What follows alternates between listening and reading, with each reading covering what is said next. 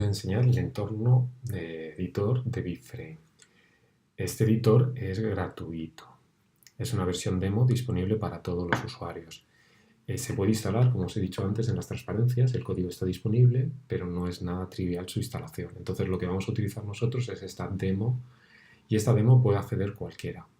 ¿De acuerdo? Entonces, tener en cuenta que cuando vayáis a hacer vuestras prácticas, esas prácticas o esos ficheros que hagáis estarán disponibles para todo el mundo, también para vuestros compañeros. Pero bueno, vamos a pensar que nos vais a copiar. Bueno, ese editor tiene dos partes, el editor y el editor de perfiles. Dentro de las fichas, obviamente, pues podéis editar contenidos que haya en monografías, en volúmenes de vídeos, en mapas, etc. Cada uno tendrá una información diferente y esto está definido en las plantillas.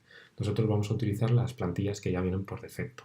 Entonces, si accedemos al editor, bueno, el editor tiene una serie de pestañas, vamos a ir viéndolas poco a poco. En esta primera parte del vídeo simplemente os voy a enseñar un poco el funcionamiento en general y en la segunda parte veremos el editor. Bueno, la primera pestaña muestra la cantidad de registros que hay. Podemos ver el identificador. El identificador no tiene un nombre nada interpretable, ¿vale? Fijaos, un churro de números, poco útil, ¿de acuerdo? Como hemos hablado en la anterior reflexión que hemos hecho. Y luego un poco de información, ¿vale?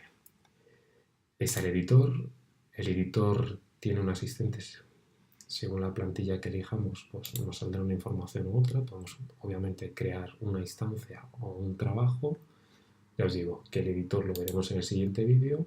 Y luego podemos cargar los trabajos que tengamos en diferentes bases de datos o servidores web. Para cargar un trabajo aquí, pues obviamente simplemente hay que introducir la URL del campo.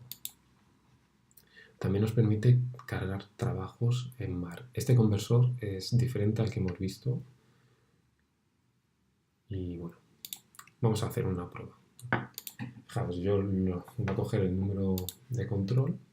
En nuestro ejemplo de Cervantes, ya lo tengo seleccionado aquí. El número de control, lo pego. Y con el perfil de monografía. No sé si es el más adecuado, vamos a dejar este por defecto. Y fijaos que automáticamente se nos cargan todos los campos dentro del editor. Tenemos que es un trabajo, nos aparece varias veces Cervantes, iremos viendo cómo es esta información, ¿de acuerdo?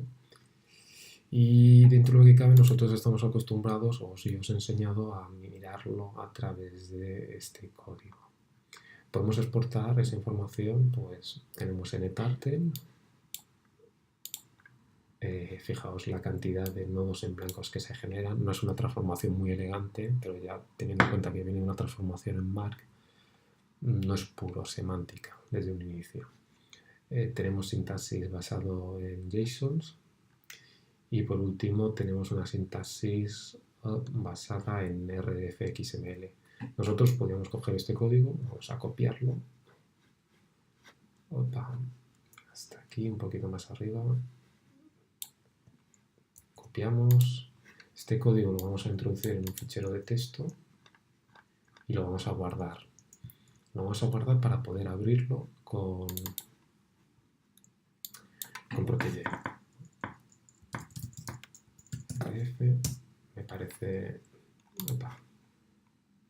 Me parece que no nos permite guardarlo directamente como RDF, así que le voy a cambiar la extensión. Vamos a utilizar RDF, ya tenemos RDF y yo, como tengo instalado Protege, puedo hacer doble clic sobre el fichero que se me abrirá Protege. Ya se abre Protege. Bueno, ¿qué entidades reconoce? Pues en ese fichero que hemos exportado en RDF existen, o se nombran, mejor dicho, todas estas entidades, todas estas clases. No existe ninguna object property, no existe ninguna definición de data type property y existen un conjunto de individuales. Dentro de las clases, fijaros que está la clase work y la clase item. En Word vamos a poner donde se utiliza esa clase. Fijaos que podemos ver Cervantes es del tipo Word.